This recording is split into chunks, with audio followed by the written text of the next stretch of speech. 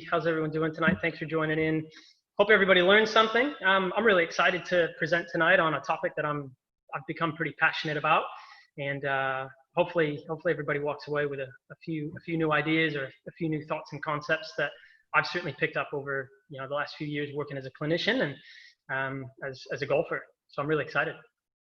Me too. So it's just clocked over 7 o'clock, so we might get started, guys. So Helen, welcome to everyone that's joined us here tonight on Kieser on the Couch. My name's Carlo Giganti. I work in the people team here in Kieser, Australia. As a bit of a tradition when we start these things is to allow a few people to kind of roll them through just so they don't miss any of the presentation. We actually normally release a bit of a poll. So on all your screens now, we've got a couple of questions here Ben would like everyone to answer. What is your handicap? Hopefully we see a few handy golfers. I know I am in that 19 to 27 bracket there, Ben. So hopefully I can get a couple of tips out of this myself. It'd be perfect for you, Carlo. I'm excited. I need every bit of help I can get. Yeah. How many holes do you play a week? 1 to 2 rounds. Ben, what do you reckon yourself? 1 to 2 rounds a week? Sounds like look for me. I'm 2 full 18s a week. Sometimes a third. Sometimes it's just 9 holes. So I'm in the that middle to high bracket where I'm playing as much as I can because the weather calls for it.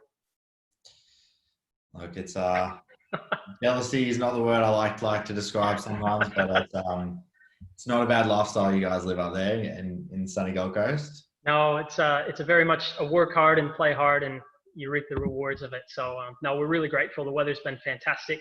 I've only been up in Queensland since September. As you know, I left the Brighton team in August. Took a couple of weeks to move up here with my girlfriend Rachel, and been really enjoying it. The weather's been amazing. Lots of golf courses around. Some of them really tricky and really challenging. Adam and I have signed up at Royal Pines, which is the RACV course. So unfortunately, when the coronavirus pandemic hit, RACV Royal Pines decided to shut down. So we didn't have the opportunity to play as much as some of the other golf courses. So they've only reopened probably about 3 weeks ago. So we've been getting out there as much as we can because we're making the most of our memberships. Making up for some lost ground there. That's it. That explains the early morning golf. I don't know. I don't think we could get that down here in Melbourne by the time the sun's up. Work starts, unfortunately. So slightly different. You choose your days, and thankfully the days up here are pretty easy to choose. Yeah. No, I think Link's a pretty handy golfer himself as well. So I don't know who takes the lead on your handicaps. Yeah, look, it was. I'll have to admit it was me for quite a while, but he's taken me over by I think about a shot and a half, maybe 1.7, 1.8. So he's down. He's sub 10. He's I think 9.9, maybe 9.8. He's come down. I've just cracked into the 11s, so I'm currently off 11.7. So he's got about a two shot lead on me. So I'll catch him. He's expecting a child soon with Jasmine, so he'll have plenty of time to let me pass him. Make up some lost ground there. Yeah, I think so. I love it. Well, we might give this one just one more minute, by the way, just while the last few people join. We've had a few responses already, which is pretty good. And so tell me about a bit of yourself on the answer to this last question for me, Ben. How many lessons do you normally get a year? I know you've got a pretty good relationship with a few of the pros up there and in Melbourne.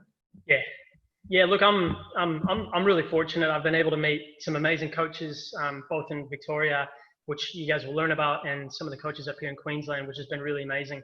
So I'm really passionate about learning and doing as much as I can to grow my own game.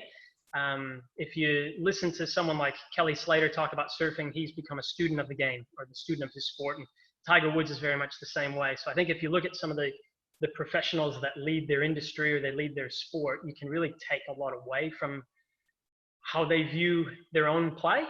So for me, I try to have a lesson at least every few weeks. It might only be a small group clinic where we work on chipping or pitching as a small group of 6.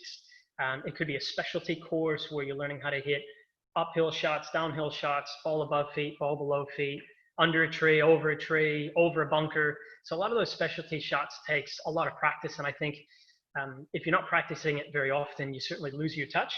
So for me personally, I easily have more than 12 lessons a year because I want to absorb. I want to learn as much as I can, tinker around with a few techniques and a few different styles, and hopefully eventually something just clicks. And I think the only way to do that is play and practice.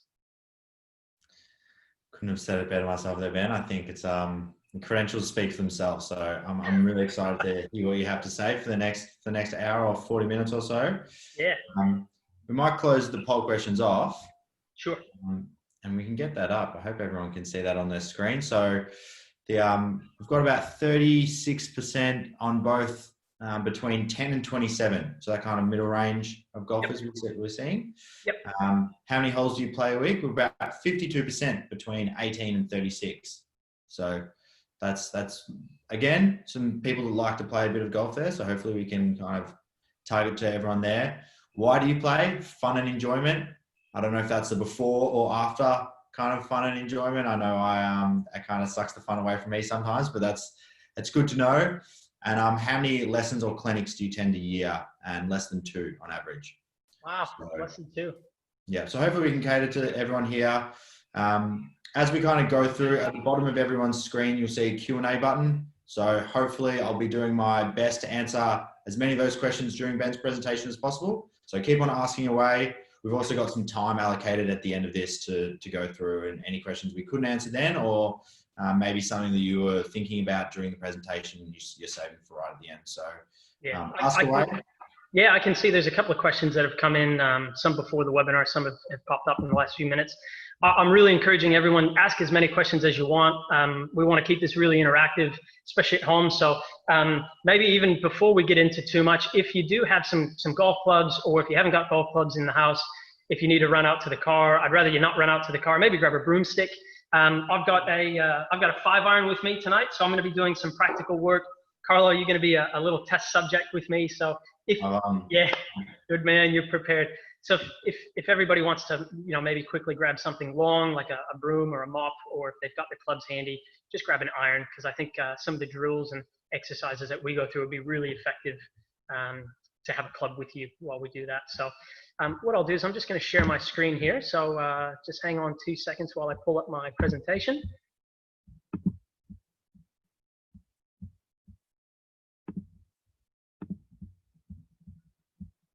And just full screen that.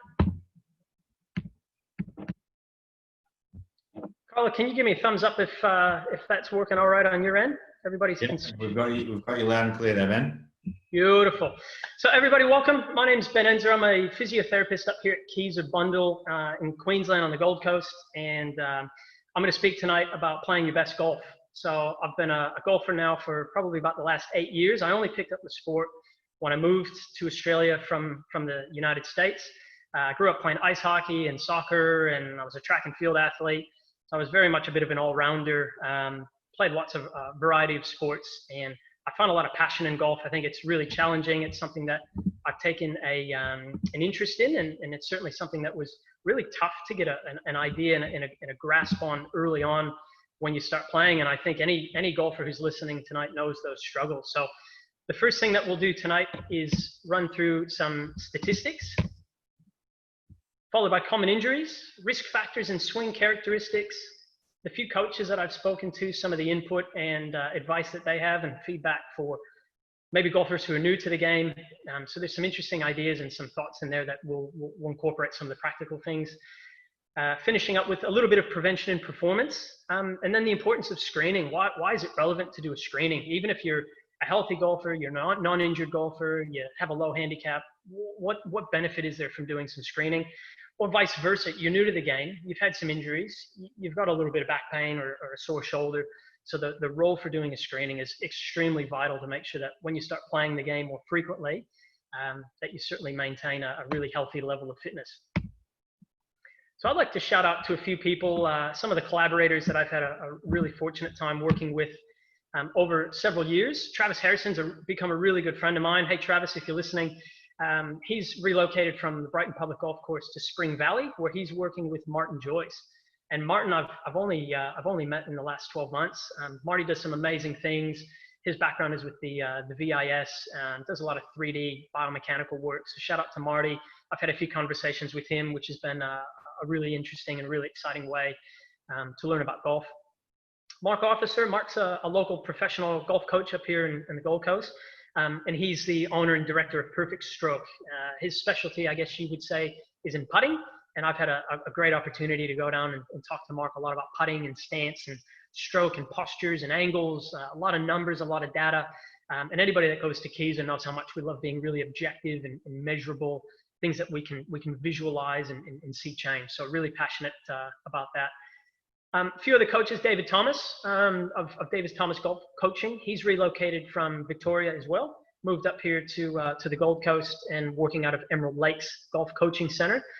I see Dave regularly on a Wednesday night, sometimes weekly, sometimes every few weeks. Shane Marley is another coach I've had some experience with. He's relocated from Palmettos up to Redland Bay, which is up near Brisbane Way. Corey and Gemma Price, who have moved from Brighton Golf Academy over to Bustleton in WA. And then finally, I had a great conversation probably about a week or two ago with James McLean. James is a retired PGA Tour professional, played in the US, went through the golf circuit, the college golf circuit in the US, played professional golf for a number of years. He's had a few battles of his own injuries, and it was really, really enlightening to hear some of his views as a retired golf professional and how some of those injuries have impacted where he is today. So just, as I said, just a few statistics. What we know about golf is it's the most popular club sport for Australians over the age of 15. There's almost 1 million people playing golf every year, which is almost 5% of our 15 plus population. The majority of them would be male. So 81% of our golfers are male. 59% are aged over 55 years. We know that participation will increase as you get older. There's a 40% reduction in mortality when you look at golfers to non-golfers. That was a big Swedish study. Now, among those golfers, there's about 16 injuries per every 100 people playing golf. Now, what that means is from 0.36 to 0.6 injuries per person for every 1,000 hours played. So I'm not going to do the math on the spot. I'll let you have a bit of a think about that. But injuries are relatively common. We're going to learn more about what type of injuries we see in the golf swing. Now, throughout 2018, this is the last year of data that we've got available. There were 27 average competition rounds throughout the year. Sorry, I just got to move that. Yep. So average rounds was less than, 27 rounds per person, averaging less than 40 times per year, so less than once per week. And the reason I asked the poll questions at the start is why do we play? Because we know that from the statistics and from the data, most people play because it's fun and they enjoy it. Now, I think there's a silver lining there, because the better you get at playing golf, the more fun you have and the more you enjoy it. So I think that's why it's vital to have some lessons and have some coaching so that you can get the most out of it. Obviously, social reasons are a big part of it. People really enjoy belonging to clubs, and physical health and fitness. So, a third of the population does it just to stay active and stay healthy and contributes to their weekly amount of exercise. The reasons that we don't play, and this is pretty staggering, that again, a third of the people that don't play golf is because they've either got poor health or an injury. And that's obviously a great role for us as physios and the team at Kieser. And any allied health professional can really help manage injuries and prevent injuries and keep people playing longer and stronger. And we know that time and other commitments in life certainly equate to why people may not play. So some of the other statistics. We know that playing golf reduces our risk factors for chronic disease. It's a great exercise. It's physical activity. So the more you play golf, the more exercise you get, the more physically active you are, the less chance you're going to develop a chronic disease. So that's a big thumbs up. It might improve our lung function. It might reduce our blood glucose levels. And overall, there's a moderate musculoskeletal injury risk. That's what the MSK stands for.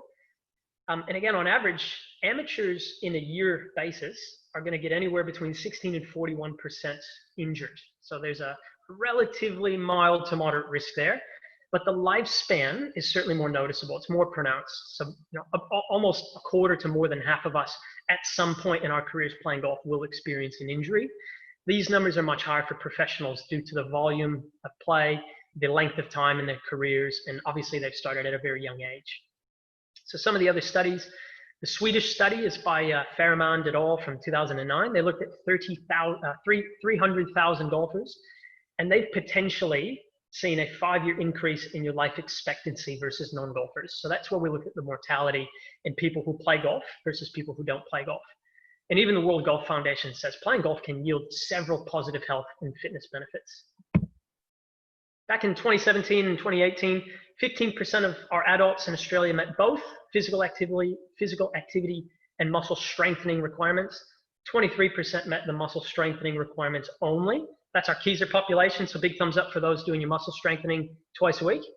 More than half of us did actually not meet physical activity guidelines, and unfortunately, we know that that's the case because chronic disease is quite prevalent.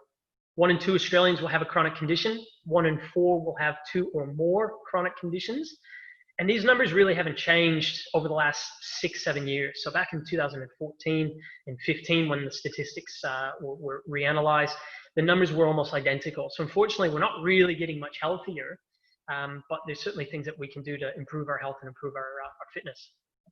So Ben, I'll just jump in and ask a really quick and potentially simple answer for you here. So it says about 55% don't meet the physical activity requirements, but we've got about 60% of our listeners here tonight playing between 18 and 36 rounds of golf a week. Does that meet the requirements? Is that enough physical activity? Look, it's a great question. What we know about the guidelines is that you should be doing at least 150 minutes per week. That is generally 150 minutes of moderate activity. So golf has been identified as either low intensity or moderate intensity. Now, if you're walking a very hilly course, or you're pushing a buggy, or you're carrying your golf clubs, that's a pretty vigorous exercise. And some studies have looked at the amount of calories that you burn. So that's a big thumbs up. But the activity guidelines also state you should be doing strengthening exercises 2 days a week.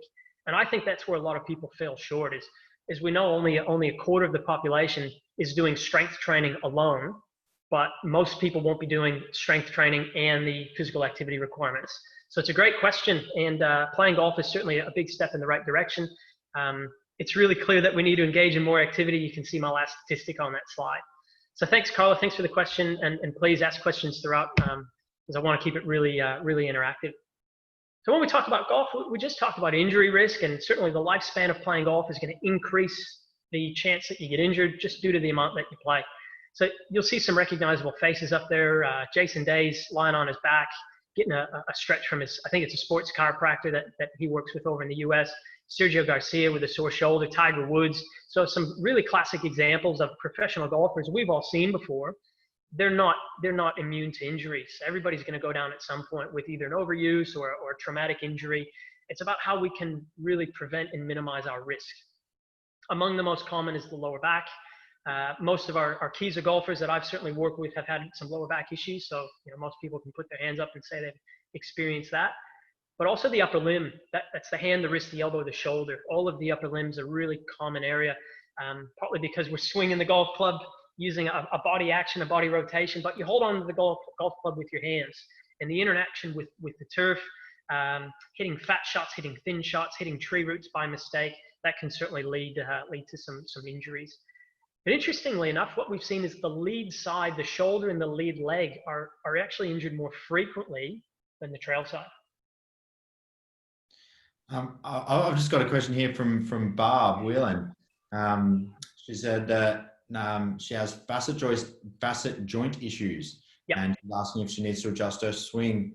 I guess that would kind of tie nicely into like a lead, side shoulders and legs potentially get more injured, and depending on your swing and what side the injury may be at, you might have to look at those kind of things. Would that be right, Ben? Yeah, absolutely. And that's why it's so vital that you have a screening. So even if there's some pre-existing conditions like facet joint arthritis, or maybe you've had a lumbar spine fusion surgery, certainly like Tiger Woods has, you might have to make some changes to the way you swing a golf club. And that's not for me to teach. That's not for me to recommend. That's when you need to go see a golf coach and a golfing professional. In the second slide on there, there's some amazing golf coaches, whether you're in Queensland or you're in Victoria or you're in WA, there's some amazing golf coaches out there I've worked with that I can recommend. But I think definitely you might have to look at making a few changes or a few technical adjustments to your golf swing, ensuring that you're not putting too much strain through an injured area, or more importantly, if you can improve your body in a different area, The screening is going to tell us that, so that you can go home, you can work on it. Maybe you need some treatment, maybe you just need to do some mobility work, and then we can hopefully get you golfing relatively pain-free and maybe make a few changes. But when we talk about the lead side, that's because the weight is going to shift onto our lead side. So the lead shoulder is sort of pulling the club around the body. So you do tend to see lead shoulder, lead elbow, lead hand, lead wrist, and then the leg. So if we're not rotating effectively into the lead hip, that creates a really strong torsional force through the knee joint.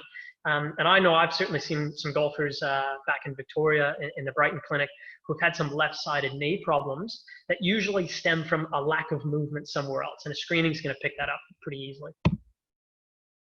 So there's some risk factors for lower back pain. I know one of the questions that got sent in was, how can we improve our back symptoms, especially after a game of golf, if we're feeling fatigued or stiff or tense? What can we do about it? And I think that that question came from Rob Wilson. So, hey, Rob, how's it all going? What we know about low back pain is the more you play, the history of lower back pain, possibly the way you swing a golf club, if you're carrying some extra weight, so a higher BMI, if you're recreational or a social golfer, these things are going to increase our risk of having lower back pain. More specifically around movements is an asymmetry between your hip joints. So if the lead hip and the trail hip move very differently, that's going to increase your susceptibility for having lower back pain. Strength imbalances, doing a side bridge test. That was a really interesting study. They looked at, I think, about 500,000 golfers, and they put them through a variety of tests. And one of the things that really stood out was doing a side bridge.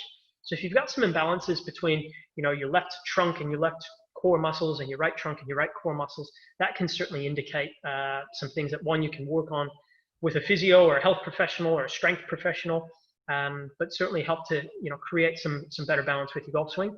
In increasing age, lower back pain is something that is going to hit 80% of the population, and unfortunately, a proportion of that is going to get quite chronic. So there's definitely things that we can do that are modifiable risk factors that we can help with. And increasing age isn't one of those modifiable factors, but the rest of them, there's certainly things that we can help with. So again, a few more factors associated with back pain. Golf is a repetitive asymmetrical action. We only ever swing the club one way. If you've ever tried to swing, left-handed for right swing or right-handed for left swing, it is very difficult, and our brain will play tricks on us, and our balance and our coordination is going to be affected by it. So it's a repetitive one-sided action. It's a very high velocity, compressive, torsional, and shearing action. So again, the ability to rotate effectively through hips and through shoulders, including your neck, these are the things that your health professional, your physio is going to work with you. We know that golf is associated with a moderate risk of injury, and time away from golf on average is about a month, 4 to 5 weeks on average, with a lower back injury. We know higher BMI is associated with lower back pain.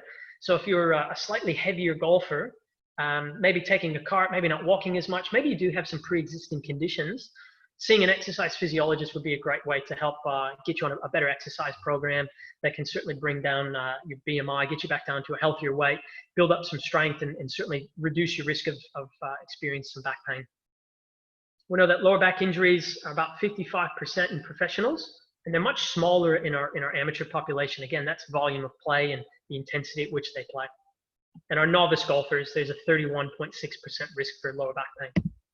So those are the statistics. So what can we do about it? Well, the typical injury cycle is really straightforward. Something hurts. I may know why, I may not know why. So I might take some painkillers. I might put some ice on it to numb my pain. I might try to suck it up. My pain might get worse. I have to take time out. It could be 4 to 5 weeks for back injury.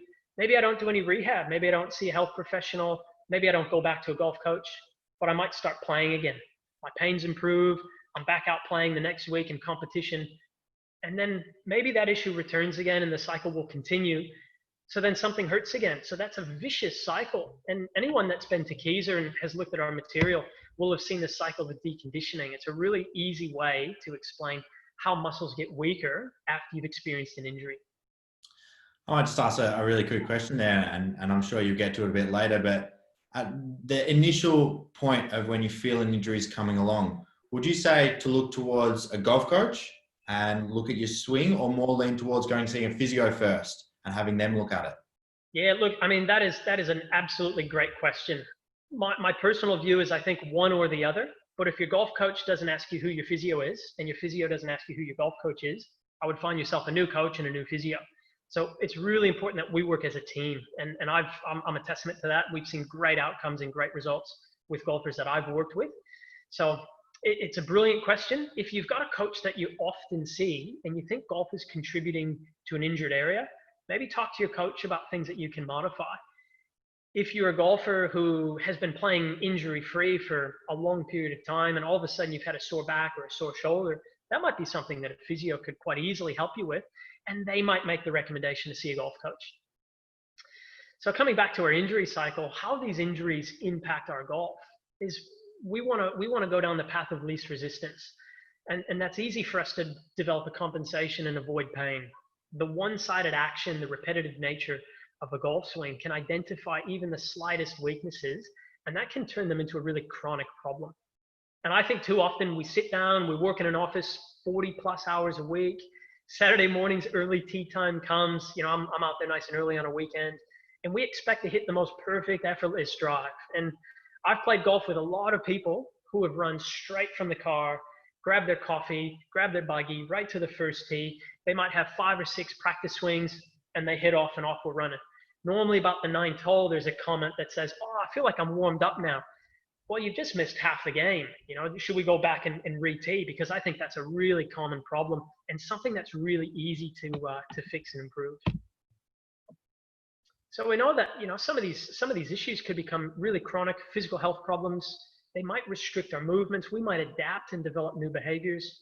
The quickest way for us to develop something new is to experience pain. So we'll try to avoid it as best we can. But we might be guarding, we might be protecting ourselves, we might brace our muscles, and that can contribute to an ongoing problem.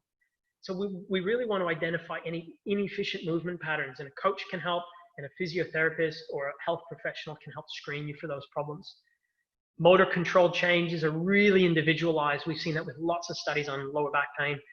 And what I think that means is that likely impacts our ability to acquire new skills and new movements. So I can put my hand up. I've had coaches say to me, try to do this. And I myself, I've had a few issues with my hip, and I've had a few shoulder issues, playing sports when I was, a few years younger. So for me, even I know that there's some challenges that I've experienced as a golfer, who's relatively healthy.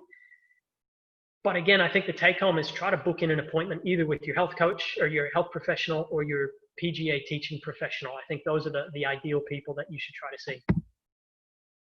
Now, Carlo, if you don't mind, what I might get you to do is turn your video on, because in just a minute, we're going to go through some screening. So I want to identify a few things related to the golf swing. Now, some of the risk factors and possibly swing characteristics that we see, we don't know if we can accurately identify someone's injury risk. But what we do know is that if you've got better body awareness, you will become more efficient with using your body and what your body can do. So what do the swing characteristics really tell us about the individual? It might tell us that they sit at the desk all day long and they get really kyphotic or really rounded through their shoulders, like you see on the top right of your screen.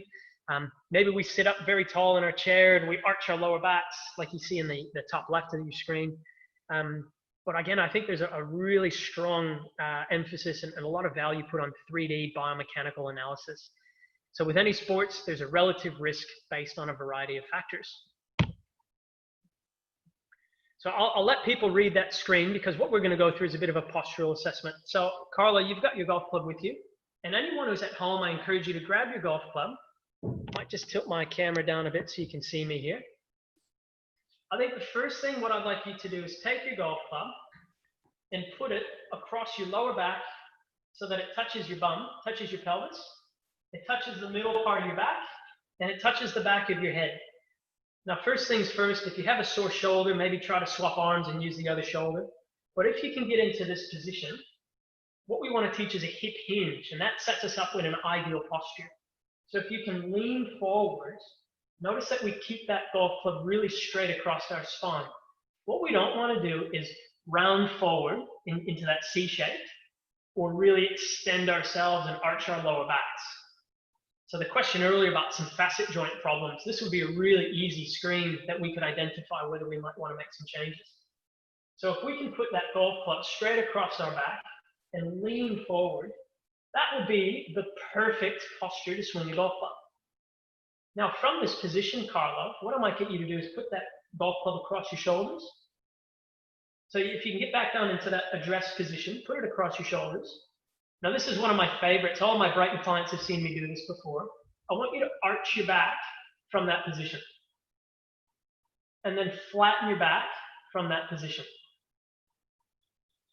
Yeah, so notice Carlos straight away dropped his shoulders. So if we go back into a neutral position, if we can arch our back and flatten our back, this is called pelvic tilt. So if we can anteriorly and posteriorly tilt our pelvis without using our shoulders, we can find the ideal posture to swing a golf club. Thank you for that, Carlo. I'll get you back as a little test subject here in a minute. So thanks for that. I think that's the most important thing. Some of the golf coaches I've spoke to have really identified, let's find the ideal posture to swing a golf club.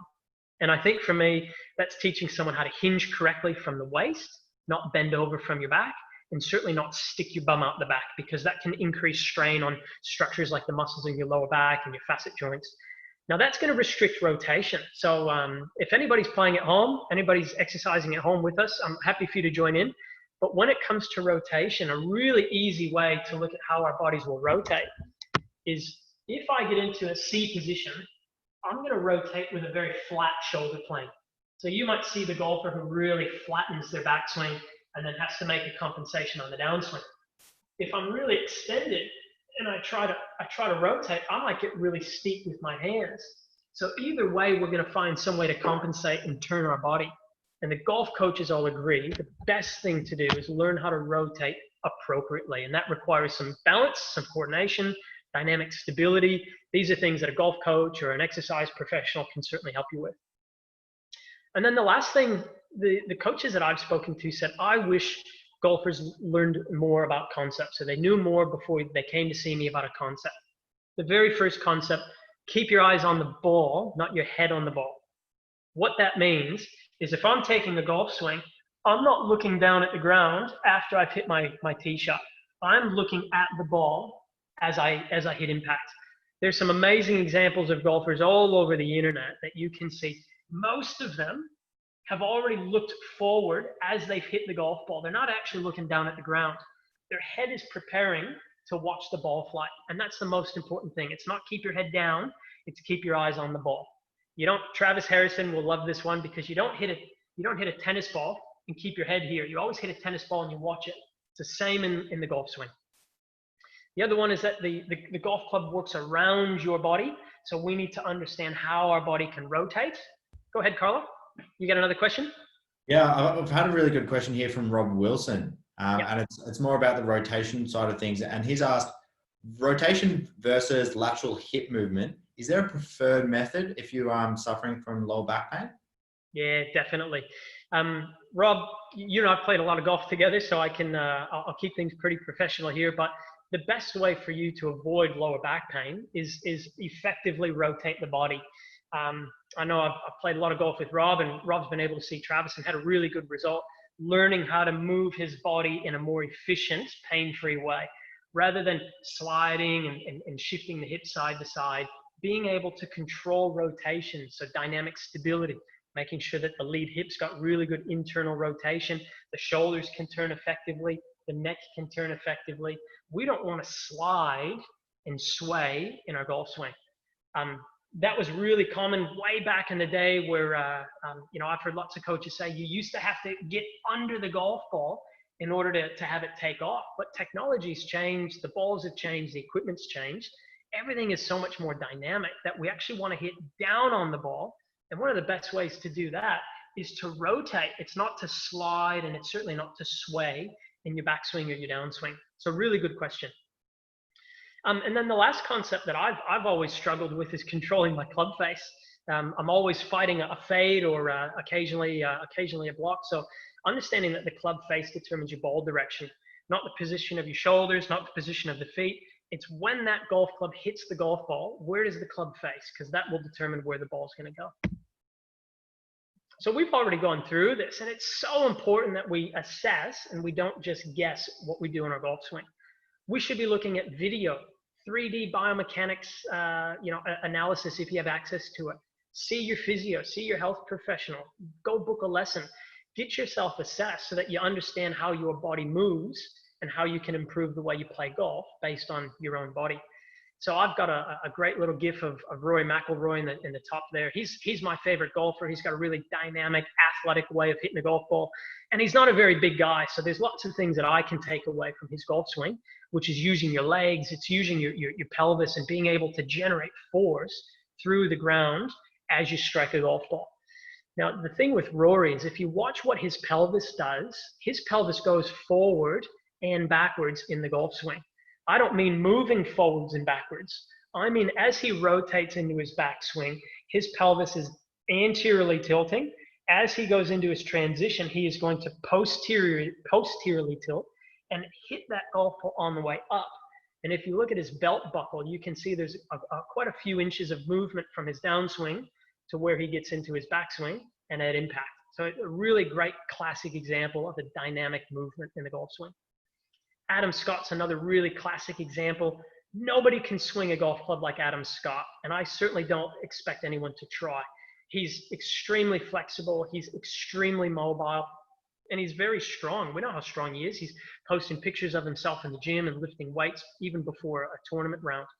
So we don't want to mimic our body based on a professional golf swing, but there's a lot of really key principles and concepts that I think we should take away from it. So during that S assessment and C assessment, or the postural assessment, if there was any pain or discomfort trying to move your pelvis in a forwards backwards direction, so going forwards or backwards, if there's any pain or discomfort doing that, that's a really, really clear flag that you should try to book in to see your Kieser physio or your golf coach and see if you can work on a suitable solution for that. Now, Carlo, just the last practical drill I've got with you tonight is more about the rotational component and the dynamic stability. So if you're happy to put your camera back on and grab your golf club, and anyone at home, what we can do is start to balance on one foot. So I might tilt my camera back once more. I might have to talk a bit here, Ben, just so everyone can see as well. Yeah, that's all right. What I'd really love everyone to do is get into just a really comfortable golf posture. Don't pay too much attention about pelvic tilt for the minute, but put the golf club across your shoulders. We'll take a 1 foot stance. Now, if you haven't got the best balance, keep 1 foot on the floor behind you. Put your head down as if you were looking down at a golf ball, and try to turn your right shoulder towards the golf ball and your left shoulder towards the golf ball. Really practicing rotating on one leg. Now, if you're really good, you can pick the foot up off the floor and rotate, just keeping your balance on 1 foot. And that's a great drill as a warm-up exercise before you tee off. It's something that you might do while somebody else is teeing off, or you wait to hit your next tee shot, even on the first few holes. Just go back and practice a little bit of rotation on 1 foot to wake up the muscles that stabilize your ankle, they stabilize your knee, and they control movement through your hip and your pelvis. And then the last one, there's a really awesome drill that you can put a few things down on the ground, a couple of pillows or some towels. And if we start balancing on one leg, we want to reach around and try to touch that item down on the floor and then stand back up again. So always reaching and rotating at the same time, which creates that rotational stability on our front foot. Or if we alternate feet, if we reach and rotate down, always going across the body. It's not going to do us much good reaching up this way, but we really want to reach around and cross the body, because that will help to mimic what we might do in our golf swing, either going into our backswing and then down into our follow through. So the dynamic stability and the balance, especially when you transfer weight onto your lead side, is extremely vital. We've all seen a few weekend golfers do the little toe walk after they've teed off. I've been guilty of it myself. So if we can wake up the muscles around the hip and pelvis that control stability, I think we're off to a really, really amazing start. So this is a question I always get asked: how should I swing a golf club? Well, what's the best way? Is it a Jim Furyk style where the club gets really steep? Maybe Jack Nicklaus, where the lead foot comes off the ground and we really slam it down as we transition our weight? I don't expect anyone to look like that third picture. That's Joaquin Neiman. He is the most flexible golfer I think I've ever watched on television. The movement in his ankle, the twist of his pelvis, and the side bend is just incredible. I don't encourage that unless you can swing, unless you've got Joaquin Neiman's body, and I think he's the only one that can do that. And then the last picture there, that's Matt Wolf. He's come on tour only in the last couple of years. He went through the college system in the US. Really funky sort of style, similar to Jim Furyk. Takes the club really up and out, drops it way back in the slot, and he's extremely explosive as he comes down to impact. So there's an infinite number of ways that you can swing a golf club. But what we know is the most efficient swing is based purely on what your body can do. And that's the most important thing to take away from tonight. Here's a picture of Mark Leishman. We know Mark is a little inflexible in his left hip. That's his lead hip. So to make a full release and for him to stay in balance, he has to let his left foot rotate out. That's his swing change. That's his swing adjustment. That's the other way of matching his swing to his physical capabilities. And I think a great question that I should ask is, well, what do all golfers have in common? What do the great golfers have in common? Is it their low scores? Is it making great putts? I actually think it's their kinematic sequence, and that's the picture that you see here. The transition from the backswing should lead with the hip, follow with the torso, follow with the arm, and lastly, the club. It's generating energy all the way from the ground, up your body, through your core, your arms, and then into the golf club. All great ball strikers, all great golfers, they all have an amazing kinematic sequence. It doesn't matter what they look like in the backswing. It doesn't matter what they look like at impact. They all move efficiently. And I think that's another really key take-home message tonight. Learn how to move efficiently. And the best way to do that is understand your body. So a couple of key golfers here. Gary Player on the top. He's probably the quintessential golf fitness fanatic. And Greg Norman, I think that video came out, it might have been a year, maybe 6 months ago. Greg had an injured foot. I can't remember what it was, a broken foot. So he's actually got a walking boot or a cam boot on his left foot. And he posted a video on Instagram and his Facebook page, balancing on crutches, leaning up against the door frame, doing some leg raises. So it just shows it doesn't matter how old you are. It doesn't matter what your golf game looks like. We can all work on our strength. We can all work on our fitness. It just takes some commitment. But what we do know is that a better body is going to lead to a better performance. You get more enjoyment because you're playing better and a longer time playing the game that we all come to love. And our golfers at the start said they're playing 18 to 36 holes a week. If you're out there playing once or twice a week, we want to play as long as we possibly can. Forget the month off because of a back injury. Let's try to prevent it and keep the longevity.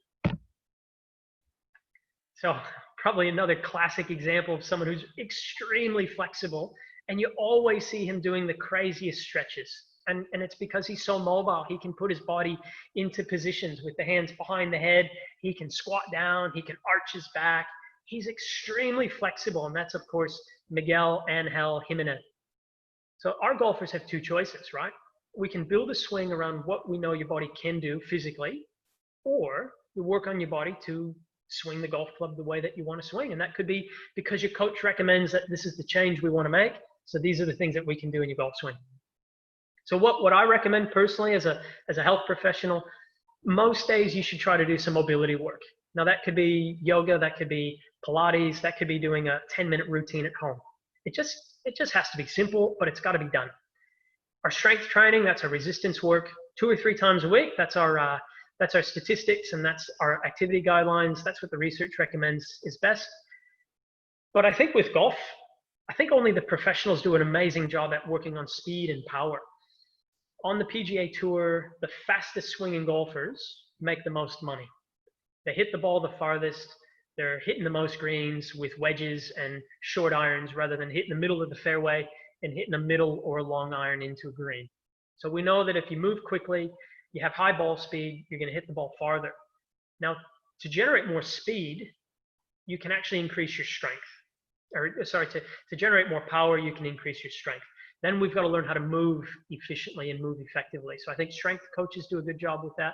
I think as physios, we do a pretty good job with that, but I know that there's other professionals in the industry that can really take that on board and progress someone's exercise regime from a speed or a power perspective. Always seek professional assessment and guidance, but make sure that it's consistency in your program. Otherwise, we won't see much change. So talking about prevention of injuries and performance, some great examples of using a foam roller at home, doing some thoracic rotational work. I've recommended those stretches and mobility drills to a lot of my golfers in the past. Some of them hopefully still do their exercises. But I just thought I'd put this picture up of Tiger's routine. Now, this is the extreme of what a competitive athlete is going to go through.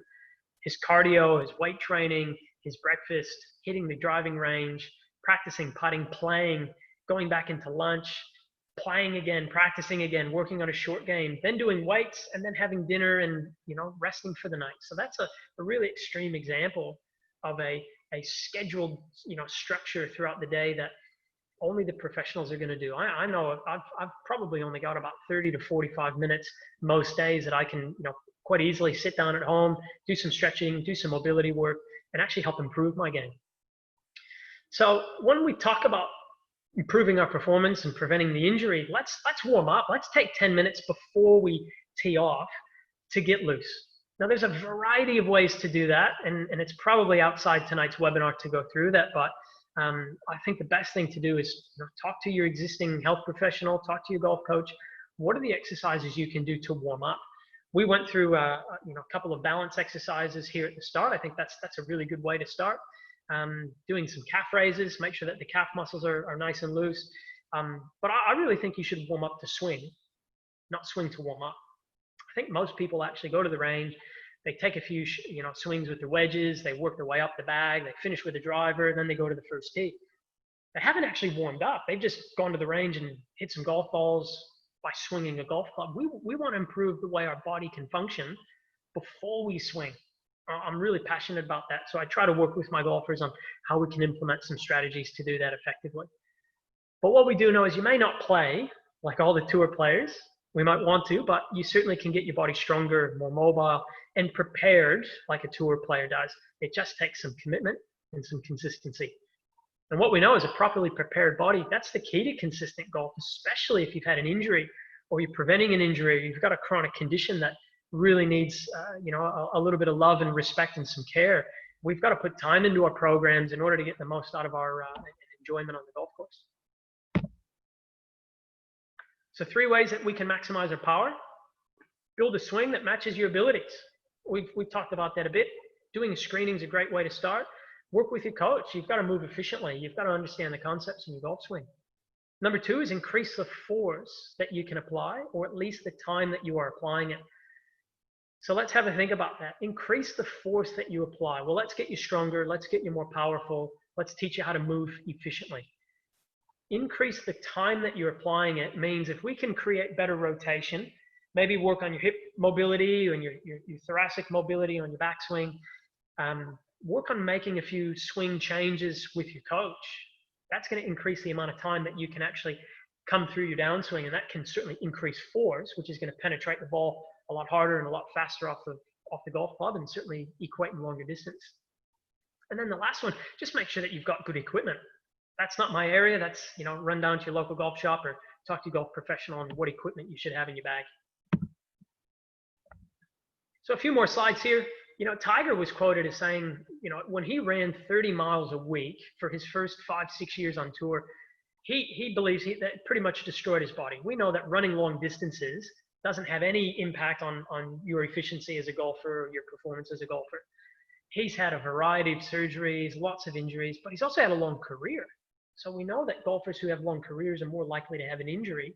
And I think he's a really good testament of someone who came out on tour back in the 90s, really strong, really athletic, loved going to the gym, but then ultimately not having the best training program at that time because nobody was doing it. Nobody knew what the best program was. I think we've come a long way in the last 13, 14 years since then.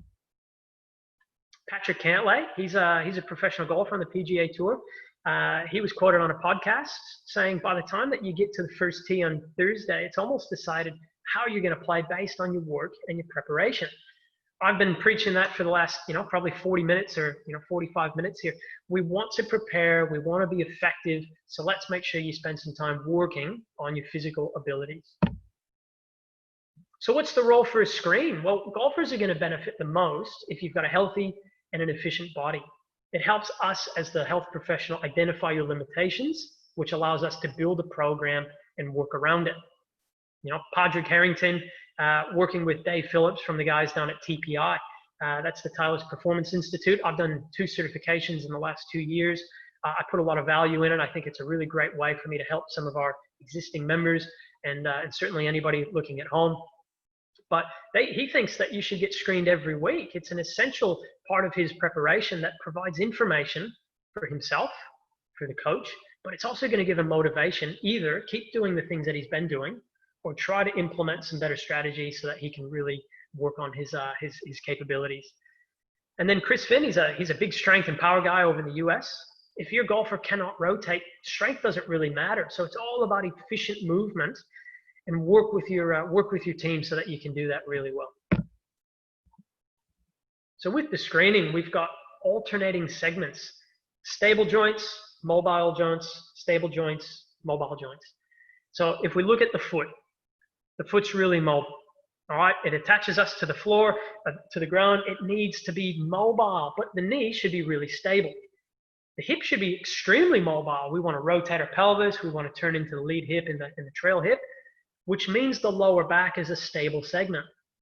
So there's been a lot more information on Instagram and Facebook and social media channels on, people with lower back pain that play golf. That's caused from golf isn't a lower back problem. It's usually hip or it's a thoracic problem.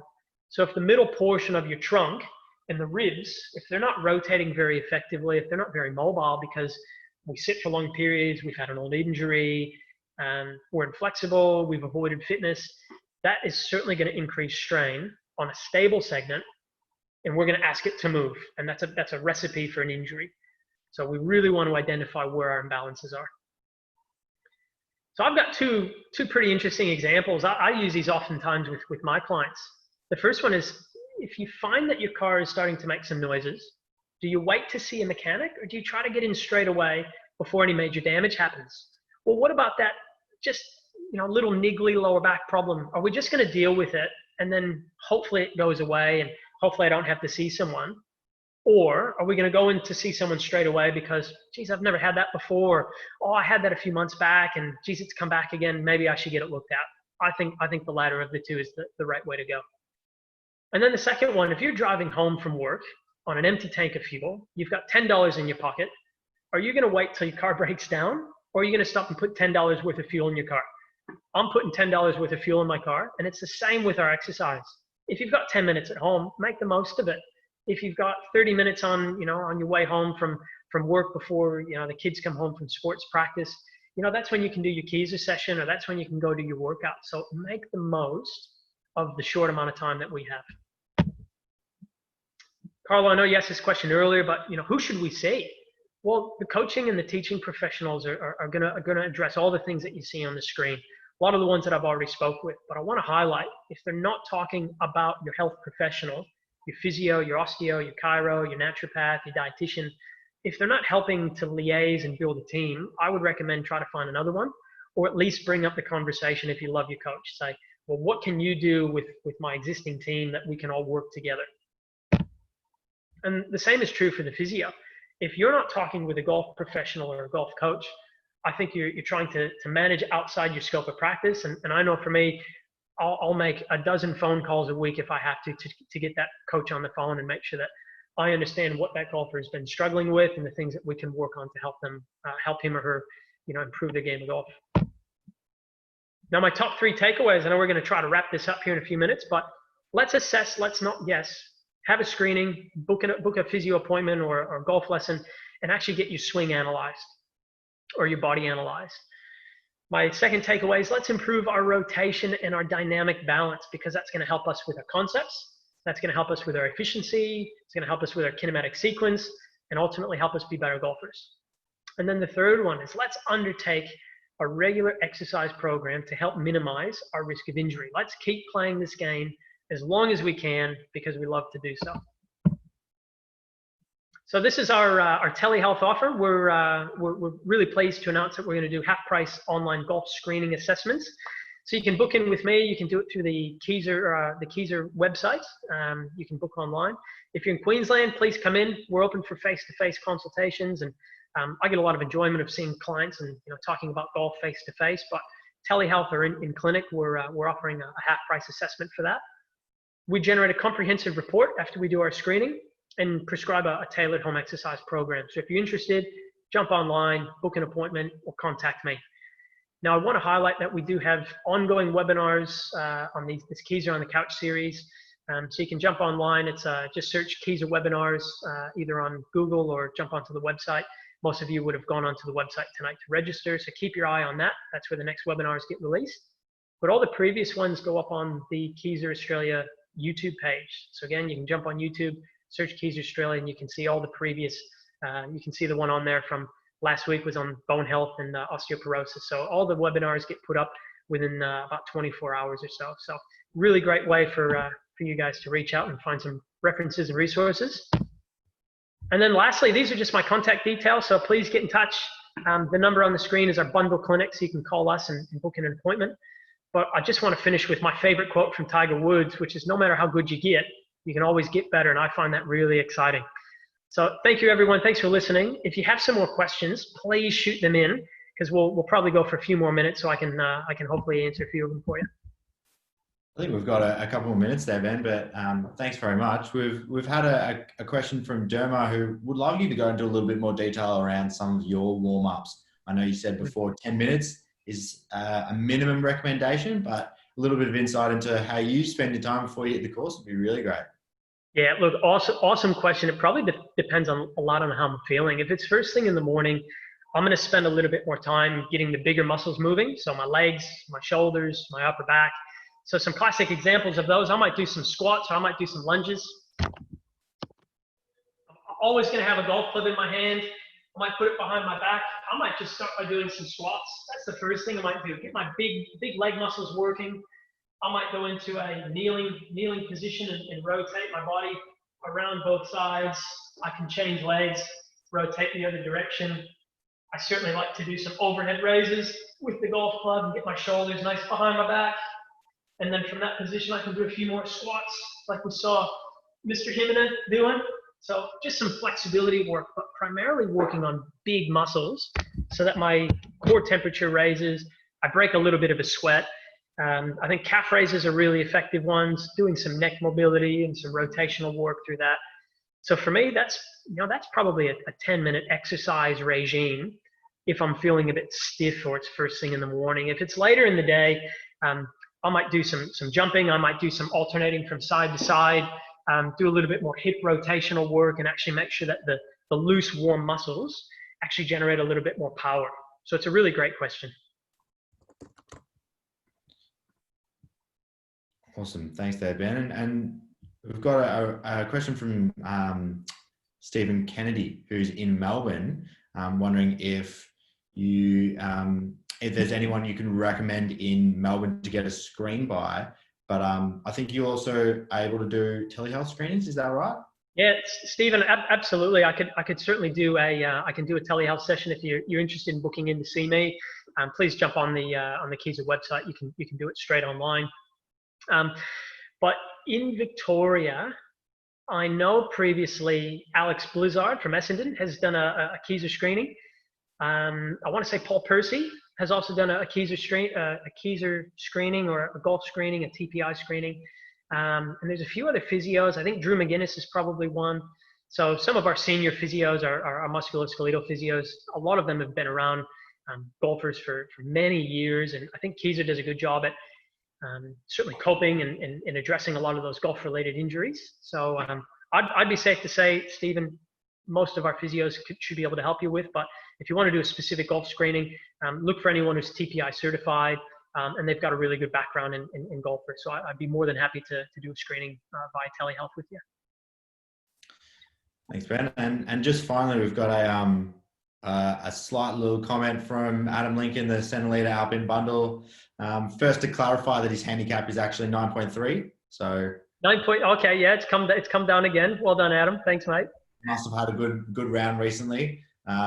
But he also would love to see your famous pelvic wiggle. which I don't know if that's appropriate for the camera, but it's good to know there's a few more exercises in there. No, it's certainly appropriate for the camera. I'm scrolling through some of the questions as well, and I think we've answered most of them except Mary. I know you asked a question right at the start during a round. How do I reset my fundamentals? Barry, if I could answer that, that's probably a little golden nugget. Golf I think is a really mental game, so I think just having a really good idea of staying in the zone, staying focused is a really tough way, a really tough component of the game to master. So sports psychologists, golf coaches, PGA coaches, I think they can do a much better job at managing courses and things that you should be doing during a round. Probably not a question that I'd be suitable to answer there. Now, was there anything else, Carlo, or do I need to demonstrate a little wiggle before? No, I think the crowd is all right. We've also had Drew McGuinness put his hand up and say if he's in Melbourne as well and more than capable to do a golf screening. So yeah. I remembered working with you a few years ago. So awesome for that. Awesome. But no, I think that's 8 o'clock. So thanks all for joining. Everyone that registered today will get an email sent out with some follow-up information. Hopefully we'll edit out Ben's little pelvic wiggle there. Otherwise, his contact details will be on there. So any questions, feel free to reach out to Ben or any of our physios at Kieser. Obviously very well informed and really privileged to have him talk for the last hour. So Ben, thank you from everyone. And anyone else, thank you again for joining and we'll see you next week. Thanks everybody. Thanks for tuning in. Hope you learned something. Thanks again.